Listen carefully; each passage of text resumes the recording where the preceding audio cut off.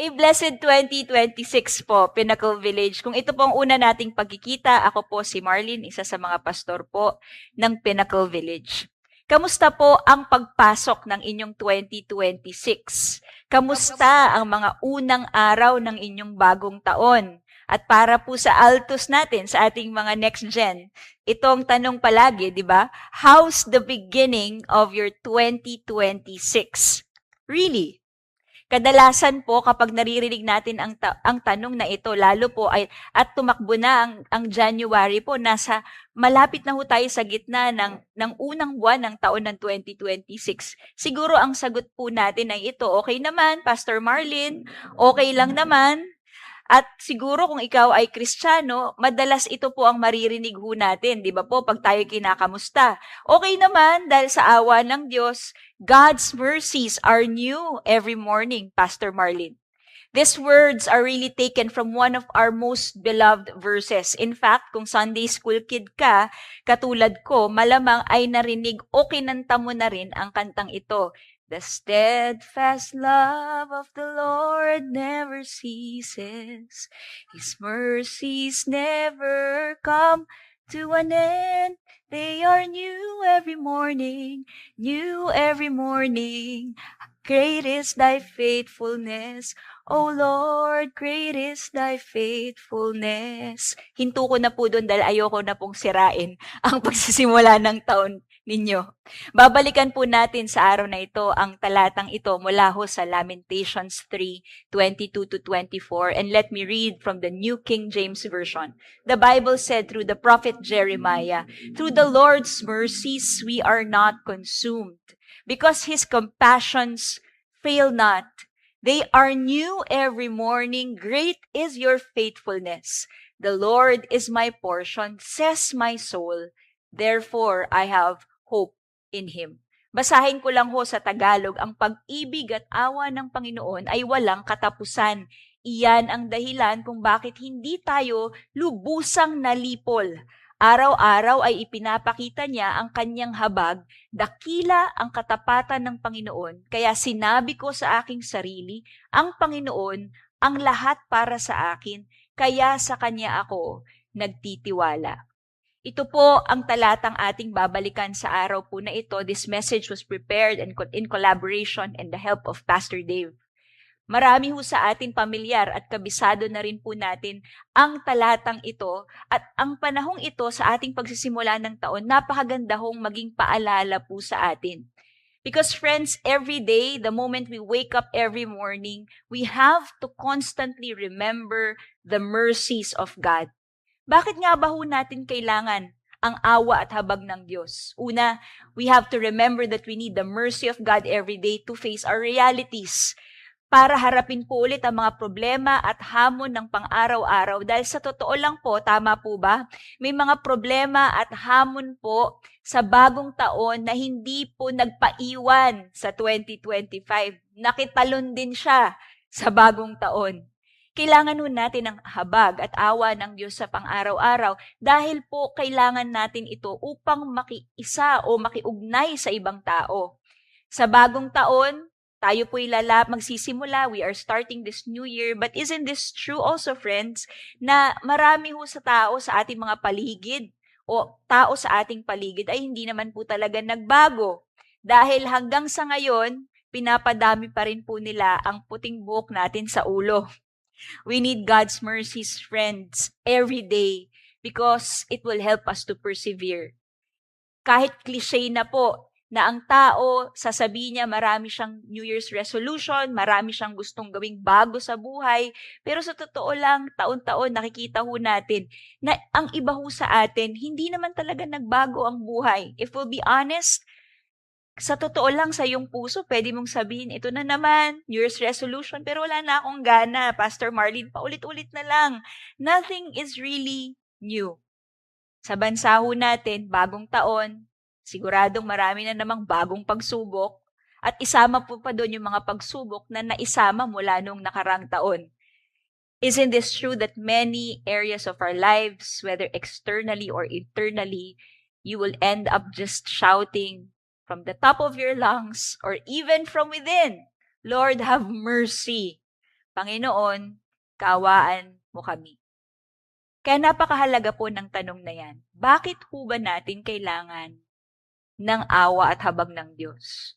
Why do we need God's mercies? Friends, it's very important to identify.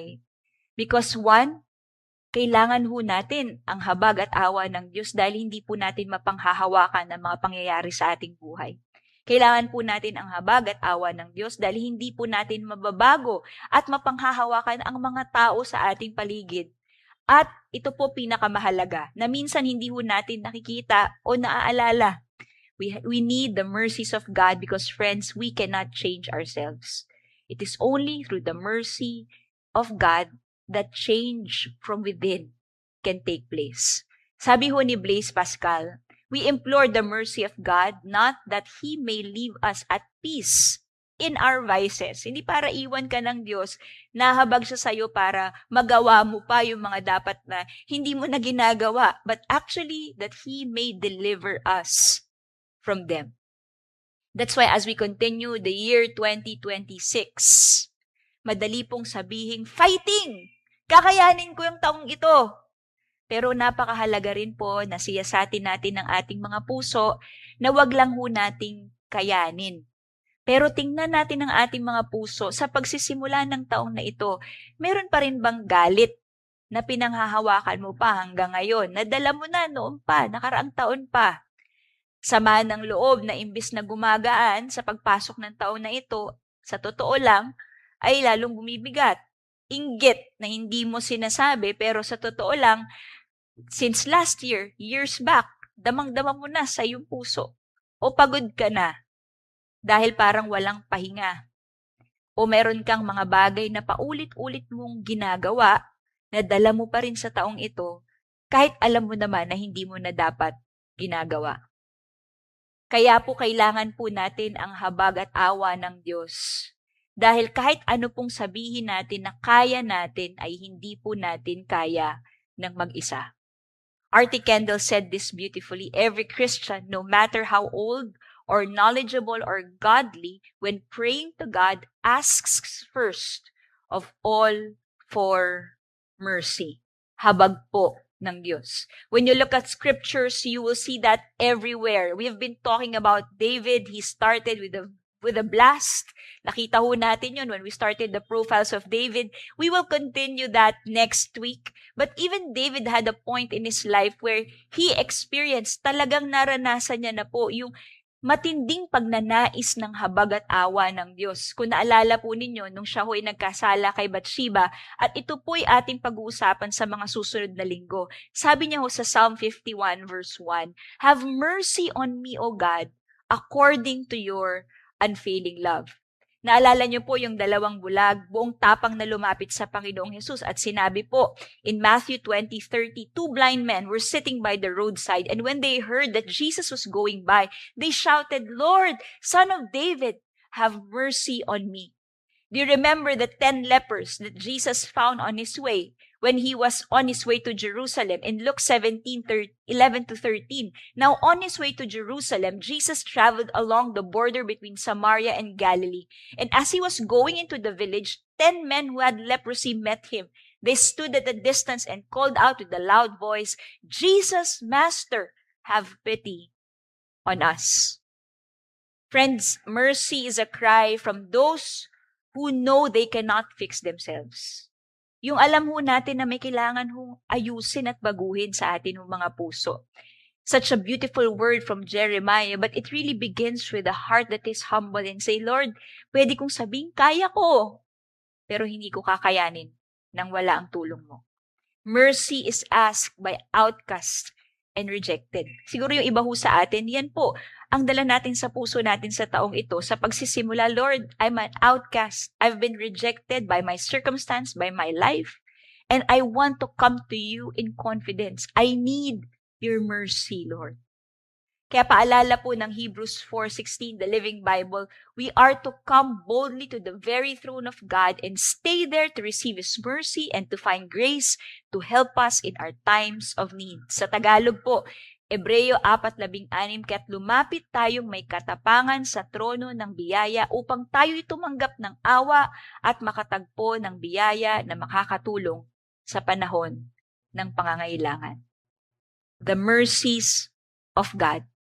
As we begin the year, it's good to remember the mercies of God because this is what the prophet Jeremiah tried to bring out in the midst of a very desperate and dark day. Kaya balikan po natin ang atin hong talata. Let's go back to Lamentations 3:22-24. Let's begin with verse 22. Through the Lord's mercies, we are not consumed. Sa pag-ibig at awa ng Panginoon na walang katapusan, iyan ang dahilan kung bakit hindi tayo lubusang nalipol. Napakaganda pong alalahanin ang awa at habag ng Diyos sa pagsisimula ng taong ito dahil ito po'y nagpapaalala that because of the mercy of God, we are not consumed. Yan po ang una ho nating punto sa araw po na ito. When you look at Lamentations 3, the word consumed here came from the Hebrew word tamam, which scholars agree means to be finished, to be brought to an end, to be utterly used up, or destroyed. So sabi ho ni Prophet Jeremiah, hindi ka patapos, hindi ka pa dadalin sa iyong katapusan, hindi ka pa malilipol.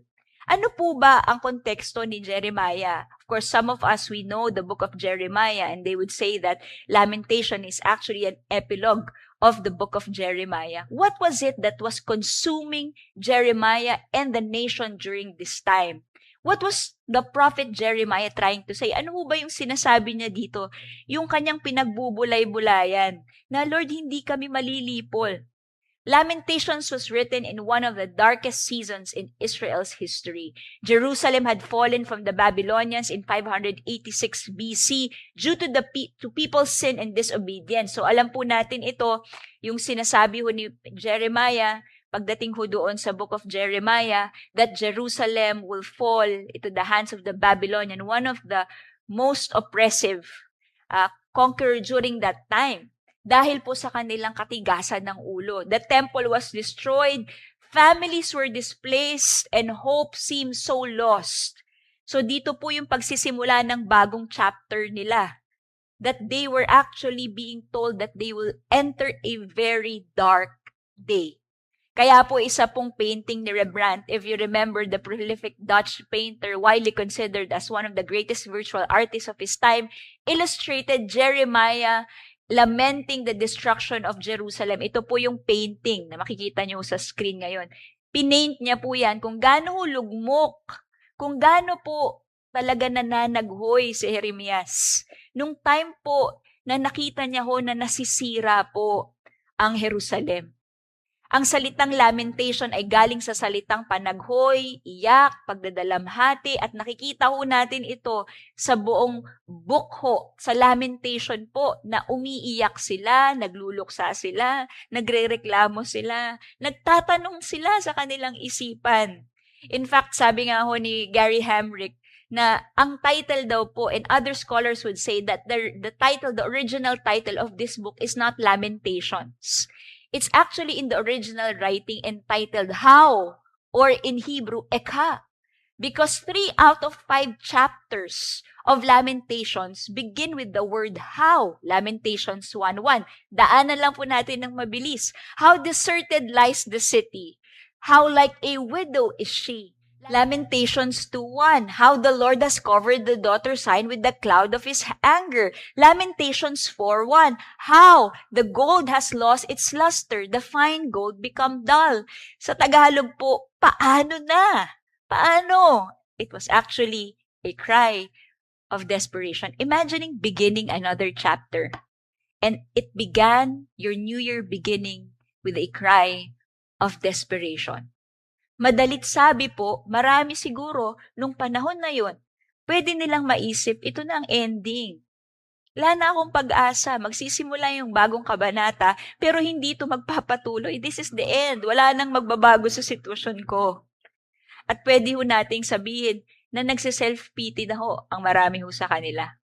Kapag ito ho ang nagiging mindset ng tao, unti-unti ho siyang kinakain ng kanyang sarili, nagkakaroon ho siya ng self-pity. Lumalago ho ang awa niya sa sarili. Pwedeng natapos ang isang taon, yan ang katotohanan ng iba ho sa atin. Pwedeng ang dala ho ng ating puso ay hindi po ang paghahanap ng awa ng Diyos, pero awa sa sarili. Hindi na ho natin makayang magpasalamat dahil kung titingnan mo ang buhay mo, makikita mo ang daming dahilan para maging para kang maglament ka. Kawawa naman ako, bakit laging ganito na lang ang buhay ko? Buti pa yung iba, nagsimula sila yung New Year nila. They had their New Year in Paris, di ba? Ako, puro pawis. Di ba yun? Dami mong dahilan para mag-self-pity. Walang nakakaintindi sa pinagdadaanan mo. Sa akin lang ba nangyayari to? Parang talo na talaga ako sa buhay. Kahit anong gawin ko, ilang New Year pa dumaan, wala namang nagbabago. Friends, let's always remember that self-pity isn't just something that you feel. Hindi lang yan nararamdaman. Pero yung awa sa sarili ay pananaw din patungkol sa buhay. Yung mindset na yan, na naghahanap ng dahilan para hindi ka magbago, para hindi ka umusad, at para hindi ka umasa sa Diyos. Yan po ang mindset na magsasabing it's not a happy New Year. Helen Keller said this. You know the story of Helen Keller? We have her picture. Siya po ay bulag, pero she has written books. She's a very notable writer. She has influenced a lot of people. She said, self-pity is our worst enemy. And if we yield to it, we can never do anything wise in this world. Kaya tanong po sa atin, kung yan ang pagsisimula ng bagong taon mo, hanggang kailan mo hahayaang manatili ang mga salitang kawawa naman ako at kawawa naman ang kwento ng buhay ko?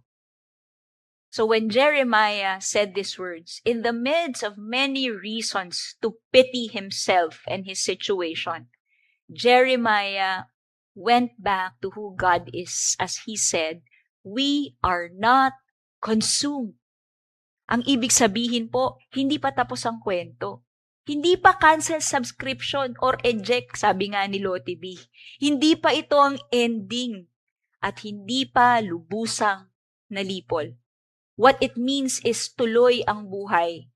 Hindi pa tuluyang nagunaw, hindi pa tuluyang naglaho, at hindi pa tuluyang bumibigay. Sabi nga po ng isang kanta, I will survive. There are still a lot of reasons to look forward to. Hindi pa patalo at magpapatuloy pa rin. Dahil ang puso ay consumed at lubos na nakatuon, hindi sa awa sa sarili, kundi sa awa ng Diyos. This came from Pastor Dave, that beautiful phrase. That we have to be consumed, not with self-pity, but to be consumed by the mercies of God.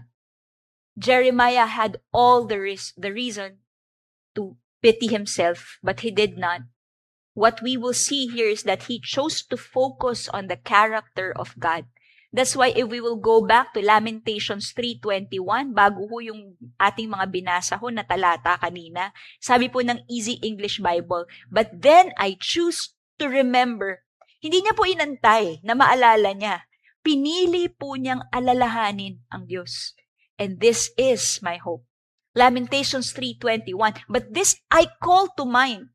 Hindi po siya ang tinawag, pero siya po ang tumawag at inalala niya sa kanyang isipan.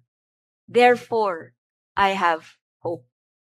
Sabi ho ng libro ho ni Sung Chan Ra, The Prophetic Lament, A Call for Justice in Troubled Times, he said, after 64 verses of expressing deep suffering, hope is finally offered. This hope does not rely on human achievement or triumphalism, but instead on God's grace.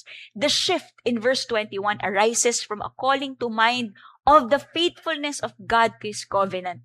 These verses do not emphasize the human ability to turn around their own circumstances. But look at this. But instead focus on the character of God to bring about change. Hope is dependent on who God is rather than what we can do for ourselves. Mula sa awa sa sarili at awa sa sitwasyon, Itinoon po ni Jeremias ang kanyang puso at isip sa awa, habag, at katapatan ng Diyos. Friends, as we begin the year, it's very important to remember who God is and to reflect on the mercies of God, because this will remind us that we are not consumed. Ano man ang pinagdaanan ho natin sa nakaraan, ano man ho ang pagdadaanan natin sa kinabukasan, ay hindi po tayong malilipol. We must not allow pity and the things that we experience to consume us, but let us be consumed by the mercies of God. Tingnan po natin ang salitang mercy o awa. Scholars agree that it came from the word hesed and rahamim. Hesed means steadfast love, devoted love, tapat ng pag-ibig, unconditional, hindi pa bago-bago. Hindi kung ano yung ginawa ng isa na apektuhan yung pag-ibig niya. It is covenantal love. Ibig sabihin po, kahit anong mangyari dahil pangako ang pag-ibig na yan, hindi po yan aalis. Rahamim means nurturing or caring, malasakit na galing sa puso ng isang magulang. In fact, it also is in a female voice. So, ibig sabihin po, pagmamahal na parang isang ina. Hindi naman po ibig sabihin na hindi nurturing ang ating mga tatay. But when we look at it, it came from that word that's connected to the womb. Ibig sabihin, pangangalaga sa sinapupunan, malalim at personal na pag-aalaga. Kaya kapag sinabi po natin na hindi ako nalipol dahil sa awa ng Diyos, ang ibig sabihin po din ito ay kung hindi dahil sa tapat at malasakit ng pag-ibig ng Diyos, matagal na akong bumigay o sumuko. Pwede nating sabihin na kung hindi dahil sa tapat at malasakit ng pag-ibig ng Diyos, matagal ka nang bumigay sa hirap ng buhay, sa hirap ng trabaho, sa hirap ng mga exam, sa hirap ng pag-aaral, kundi dahil sa tapat at malasakit ng pag-ibig ng Diyos, matagal ka nang sumuko dito sa Pilipinas dahil ang dami pwedeng ireklamo. Matagal ka nang sumuko. Katabi niyo po ba yung asawa niyo? Huwag niyo po sabihin ito, sabihin niyo po sa kanya, hindi kita susukuan dahil sa tapat at malasakit na pag-ibig ng Diyos. Dahil kung hindi dahil doon, matagal ka nang sumuko. Iba sa atin hong mga relasyon, sa atin hong mga responsibilidad, sa mga consequences ng pagkakamali na nagawa mo. Pwede man ho nating sabihin, matagal na sana akong sumuko. But friends, we are not consumed because God's love is a nurturing kind of love. His mercy is based on that love. It's not gonna change no matter what. Kaya sa pagsisimula ho ng taong ito, sa pagpapatuloy ng taong ito, kahit na siguro yung iba ho sa atin, iniisip natin, dapat full life, lalo 30th anniversary na, di ba, Pastor Marlene? Dapat punong-puno tayo ng optimism. Dapat go, go, go lang. Pero hindi ho masamang maging tapat sa ating mga puso. Sabihin sa Diyos, Panginoon, kailangan ko ang awa ninyo. Kasi sa totoo lang po, ubos na. Pagod ako. Gusto ko na lang matulog all day. Kaya pinaalala ni Pastor Edwin po yung 2 Sundays. Di ba po? Yung bed rotting. Di ba ho sa ating mga next gen, nagbe-bed rot na kasi walang purpose sa buhay eh. Kaya if you're watching online with friends, tingnan nyo nga po yung katabi nyo. Mukhang pagod na ba yan o masama po ang gising niya? Gisingin nyo po kung natutulog dahil masama ang gising niya. Very important that we go back to the mercies of God. Because if we do, we are reminded that we can be renewed. Balikan po natin ang Lamentations 3 now, verse 23. They are new every morning. Great is your faithfulness. Friends, the Bible did not say they are new every year or they are new every season, but they are new every morning. Bawat umaga, bawat araw, may bagong habag, may bagong pasensya ang Diyos, may bagong lakas, may bagong dahilan para gumising ka. Kaya gisingin nyo na po yung katabi nyo. Para magpatuloy. The mercies of God reminds us that we are renewed daily. Ang awa, habag at pagmamahal na ito ay paalala that the mercies of God are new every morning. Ephesians 2:4 says, easy to read version, God is rich in mercy. It's so beautiful that the word here is rich. It's abounding. It's overflowing. And He loved us very much. Hindi lang po siya every season, hindi lang siya every year, pero every morning, araw-araw po, hindi mauubusan ng habag at awa ang Diyos.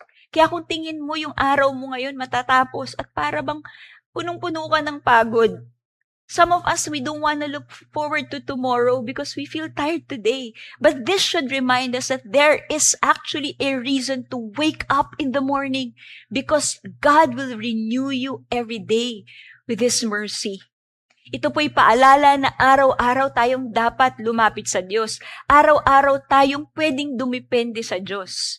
Although we are also reminded that we cannot hoard God's mercies. It's so beautiful that Jeremiah emphasized that it is every day. You cannot hoard God's mercies na it's like para kang meron kang pass, di ba? Yung parang kunin ko na to lahat, tapos gamitin ko na lang pag kailangan ko. Actually, this reminds us that every day we need God's mercies. Number 2, we cannot choose how He will dispense His mercy. We have to constantly be dependent on His mercy every day. Even when we were taught how to pray, if you remember that, when we thought about praying the kingdom way, we have to constantly and every day become dependent on God. When we pray, Lord, give us this day our daily bread. And that too is this, Lord, your mercies, they're new every morning. So I will devote and depend on you every day. That's why over again, our pastors would remind us, our time of devotion, our time spending it with God alone, every day is very important to fight for it. There are times, alam niyo po yun, hindi po natin magagawa. We are just human beings. But what's important is we continue to fight for our devotional time. Read your Bible, pray, have a time of meditation, and spend time with God. Beautiful reminders from the book of Psalms. Psalm 5:3, Easy English Bible. Lord, every morning you listen to my voice. At sunrise, I will turn to you for help, and I will wait for you to answer. Psalm 143, verse 8 of the Easy English Bible. Every morning, help me to remember your faithful love, because I am trusting in you. Show me how I should live to please you, because I know that I belong to you. Lumagpas na ho ang 2025 at pwede nating sabihin, Lord, totoo yan. Sapat talaga ang awa mo sa bawat araw. Natapos ang taong 2025 na hindi ako sumusuko kahit ano pang problema ang hinarap ko. Hindi ako napapagod kahit ang daming responsibilidad. Hindi ako nawalan ng pag-asa sa mga pangarap na ibinigay mo sa akin. Hindi dahil kaya ko, pero dahil sa awa mo na ibinibigay kada umaga. Kaya sa taon pong ito, ipagpatuloy ho natin itong pananaw na yan, itong puso na nagsasabing, Lord, sa umaga, paggising ko, pwede kong sabing, good morning. Hindi dahil laging maganda ang pasok ng umaga, yung iba ho sa atin, yan ang katotohanan ng buhay eh. Pero masasabi kong good morning kasi mabuti ang umaga dahil mabuti ka, Panginoon. Charles Spurgeon said this, it is of the Lord's mercies that we are not consumed. It is not because we are strong, but because He is merciful.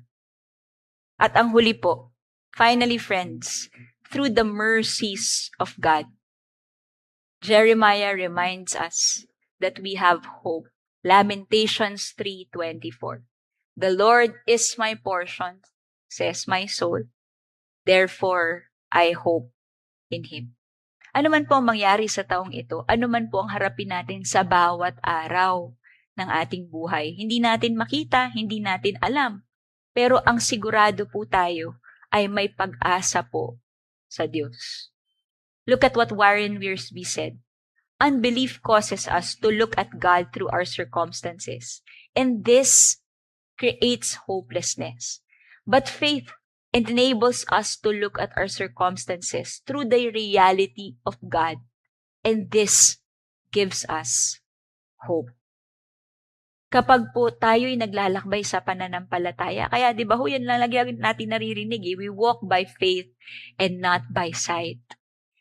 Let's walk through this year in faith, not with what we see, not with what we would experience externally, but in faith, believing that God is at work. And as He works every day with His mercies, renewing us every day, there is hope.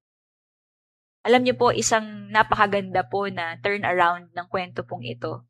Tradition says that Jeremiah, actually, when he was writing and weeping while he writes the book of Lamentation, he was actually seated outside Jerusalem's north wall under the knoll called Golgotha. And as we know, this is the very same place where Jeremiah was weeping and lamenting before the hope that he cannot find in that situation. In that moment, dun ho sa pagkakataon na hindi niya mahanap yung pag-asa, is also the very same place where God has proven that there is hope through Jesus Christ. Golgotha is where Christ would latter die and eventually, as we know, resurrected from the grave. There is hope, friends. Pwedeng lilipas ang 2026. Hindi mo naranasan yung hinahanap mo o inaasahan mong pag-asa, pero hindi ibig sabing tapos na ang Diyos.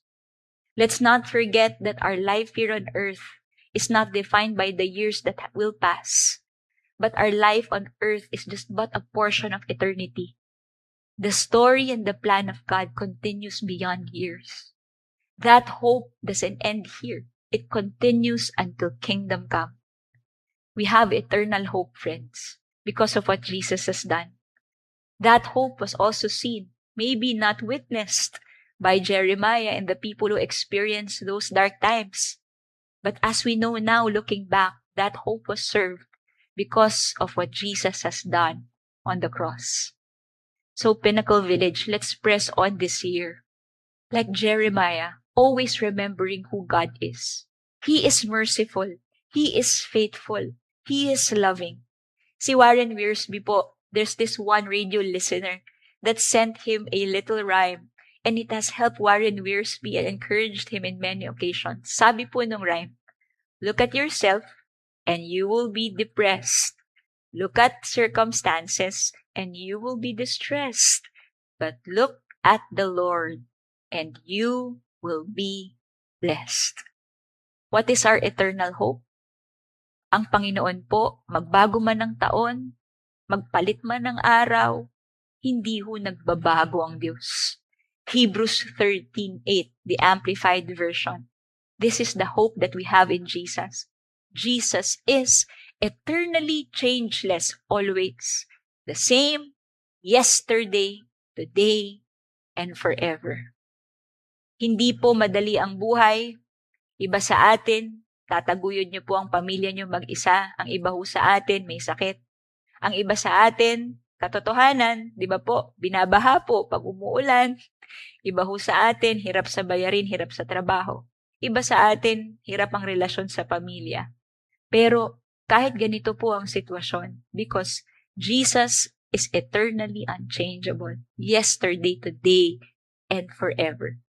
Pwede nating sabihin, mararanasan ko palagi ang awa, katapatan at kabutihan ng Diyos. Ang iba sa atin, nung nakaraang taon, namatayan ho tayo ng mahal sa buhay, nawalan ho tayo ng trabaho, dumaan tayo sa malinding financial situation. Pero anuman ang realidad ng last year, na maaring realidad mo pa rin sa panahong ito, pwede nating sabihin, my God is unchangeable. He's the same yesterday, today, and forever. Naranasan at mararanasan ko pa rin ang awa, katapatan at kabutihan ng Diyos. Sabi po ni A.W. Tozer, the mercy of God is an infinite, inexhaustible energy. Lagi pong may awa at habag po ang Diyos. So Pinnacle Village, as we press on this January, this year, as we celebrate our anniversary, as we prepare for everything that's about to come, May we have the same battle cry as Jeremiah. I'd like to end Lamentations 3:21. May this be the prayer of our hearts at all times. I choose to remember God, and this is my hope. As we end, let's sing this song. Let's continue to remember the faithfulness and the goodness of God amidst everything, that His mercies are new every morning.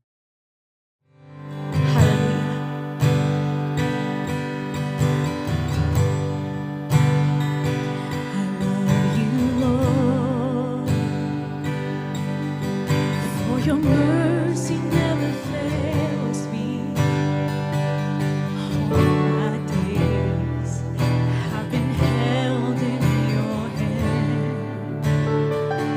From the moment that I wake up until I lay my head, I will sing of the goodness of God.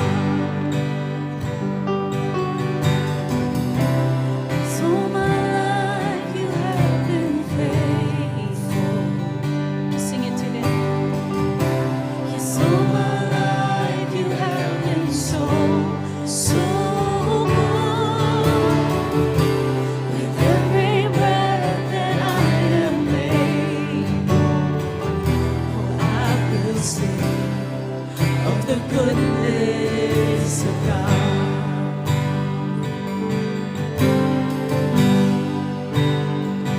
I love your voice. You have led me through the fire in darkest night. You are close like no other. I've known you as a father, you as a friend. I have lived in the goodness of God. So my life you have been great. In all my life you have been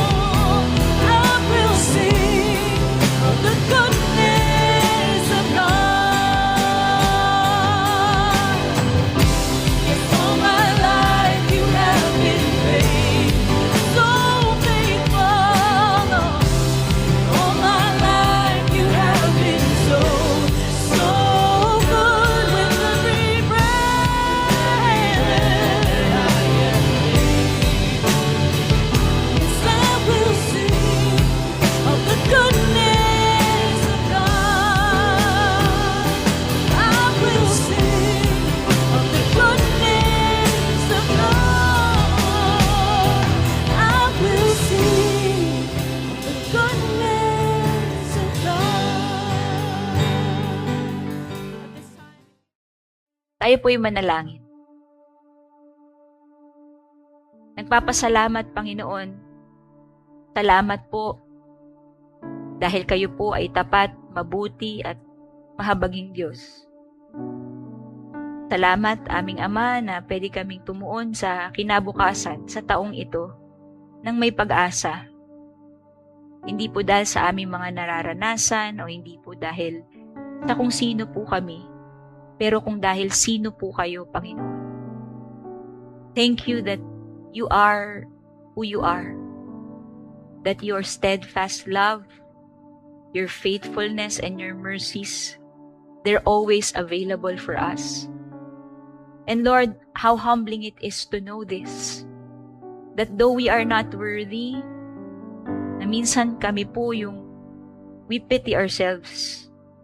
We forget who we are before you. You are still there, continually reminding us of who you are.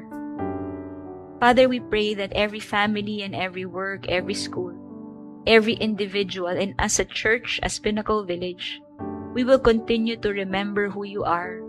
May we always find hope in who you are. Father, that we may always learn to depend on your mercies, for they are new every morning. Teach us to press on, Lord.